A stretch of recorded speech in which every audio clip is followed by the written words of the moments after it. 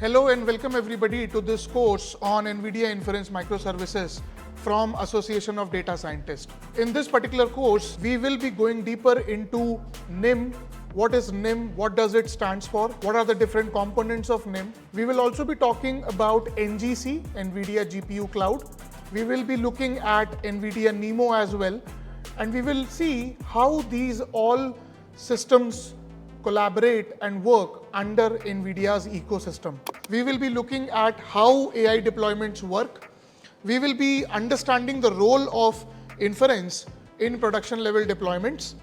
We will be also going through a set of popular AI inference tools such as TensorRT, Triton Inference Server, Kubeflow, etc. We will be understanding NVIDIA Inference Microservices. We will be looking at the key features of NIM. This course is going to be on the theoretical intuition behind NIM and how it operates under NVIDIA's ecosystem. Whether you choose Docker, whether you choose Kubernetes, whether you choose simple NGC API key, and we will be looking at different conversational AI chatbots that can be built with NIM and NeMo frameworks working side by side under NVIDIA's ecosystem.